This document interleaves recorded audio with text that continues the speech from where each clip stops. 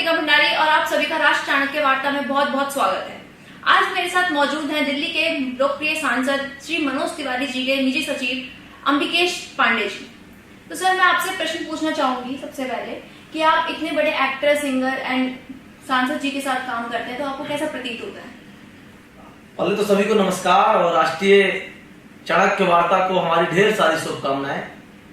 ये चैनल दिन दूनी रात चौगुनी तरक्की करे, देश के मूल चीजों को जनता के बीच में लाए, लोगों के बीच में लाए और हमेशा देश के लिए सोचे, देश के लिए काम करे। इसके लिए हमको मैं अपने तरफ से अग्रिम बधाई देता हूं राष्ट्रीय चाणक्य वार्ता को।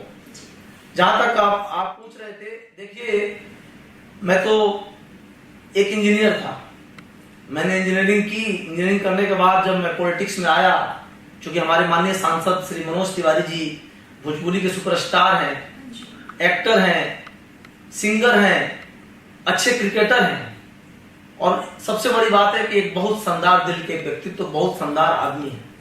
हम उनके साथ जुड़े और हम लोग दूसरी बार सांसद हैं। नॉर्थ ईस्ट दिल्ली से हम लोग दूसरी बार सांसद हैं, माननीय सांसद जी, और मैं उनके साथ उनका पार्लियामेंट संसदीय कार्यों को देखता हूं।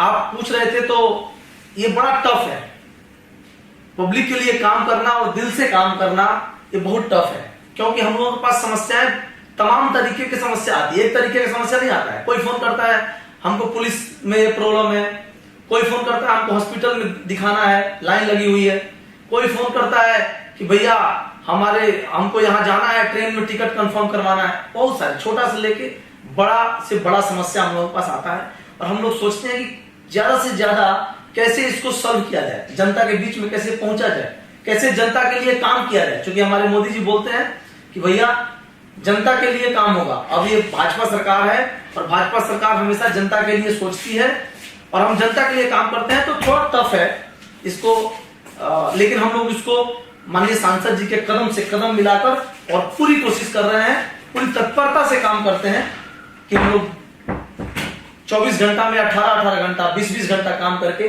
कि जनता के लिए कुछ अच्छा करें। जी सर, मैं आपसे पूछना चाहूंगी कि आप माननीय सांसद जी के साथ काम करते हैं, तो आपको उनसे क्या सीखने के लिए मिला? जी देखिए, माननीय सांसद जी से सबसे बड़ा जो चीज मुझे मिला सीखने को, वो उनकी मृदुलता, वो उनकी सौम्यता, वो उनका इतना बड़ा आदमी होने के बाद भी डाउन टू अर्थ होना। ये हम लोगों को जीवन में एक बहुत बड़ी उपलब्धि है कि माननीय सांसद जी ने हमको सिखाया कि आपको बिहेव कैसे करना है किसी के साथ। तो कहते हैं कि भैया कोई बड़ा हो या छोटा हो, जब आपके पास कोई आता है तो आपके लिए समान है, उसको समान नजर से देखना है और सबसे बड़ी बात है कि सबको सम्मान देना है। जी सर, आपकी सिंगिंग में भी रुचि है क्या? मैं कभी मैं सिंगर नहीं हूँ, बट चूंकि मैं माननीय सांसद जी के साथ रहता हूँ और हमारे सांसद जी इतने बड़े लोकप्रिय गायक हैं, लोकप्रिय एक्टर हैं, तो मैं कभी कभी गुनगुना लेता हूँ।